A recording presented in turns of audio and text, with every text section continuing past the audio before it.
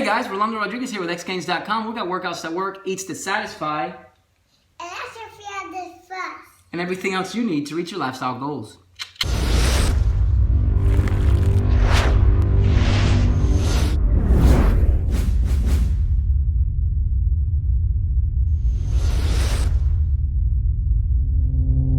So today I want to make a quick little video concerning intermittent fasting and ketosis and how intermittent fasting might help you stay in ketosis a little bit longer and or help you have higher ketone levels throughout the day. Here's the thing. Most of us that follow the standard American diet go to sleep at night, wake up in the morning after the overnight fast, right? Where you were asleep practically, but when we wake up in the morning, we have about a 0.3 millimolar per liter reading in terms of ketones in our blood. Now, typically, people will then go eat breakfast and they'll have some carbs and some proteins and some fat. Flips over to start utilizing the carbs that you just ingested, turns those into glucose, utilizes that immediately, and any glucose that is not utilized then turns into glycogen and goes into the muscles for storage and into the liver, and anything that's left over gets stored as fat. Now let's say that you're following a low carb, high fat eating approach and you're keeping your carbs on a regular basis to about 50 grams or under a day. When you go to bed, you wake up the next day, you're probably about 0.5 millimolar in terms of ketones in your per liter of blood in your system, and that's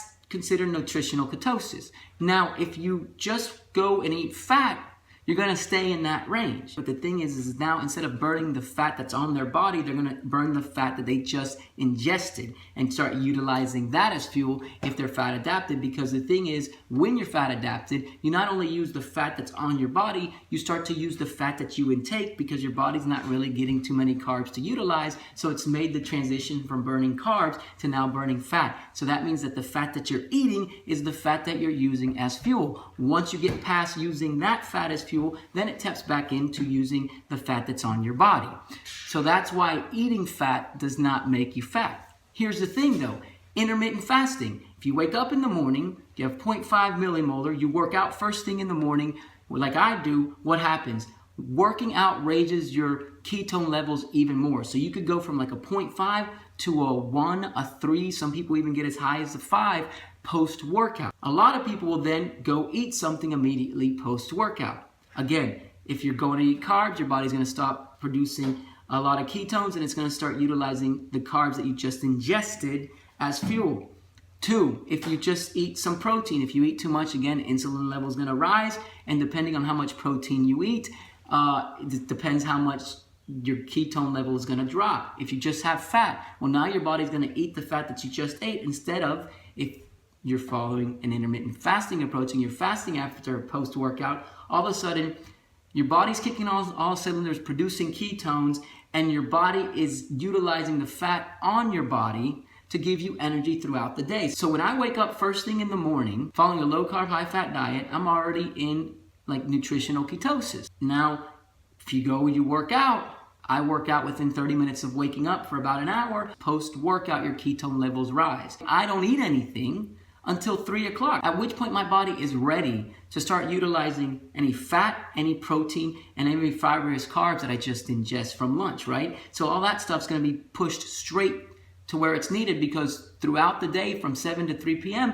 my body was just working on the fat that it has itself. And now imagine if I'm gonna go all the way to dinner. It just prolongs it that much longer in terms of keeping your body going. And because ketones are muscle sparing, right after working out, let's say that you're gonna continue to fast, you just raise your ketone levels even higher. So your muscles and your body can utilize the ketones as energy instead of having to break down the protein that's in your lean muscle that your body works so hard to preserve. So if you think about it, intermittent fasting is a damn good tool to have in your toolbox when you're trying to follow a low carb, high fat diet, when you're trying to stay in ketosis and stay in it as much as you can throughout the day, and maintaining lean muscle mass while losing fat off your body.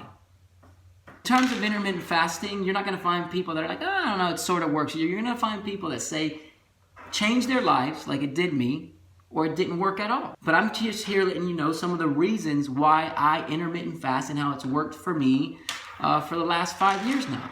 That's it for now. This is Rolando Rodriguez with xgains.com. That is... And that's if you have this first. Please like, subscribe, and share the channel if you haven't done so already. I greatly appreciate it. The website again is X, that's the dash, not the symbol, gains.com. And I hope you guys have a fantastic week. Peace. Goda? Say peace. Peace.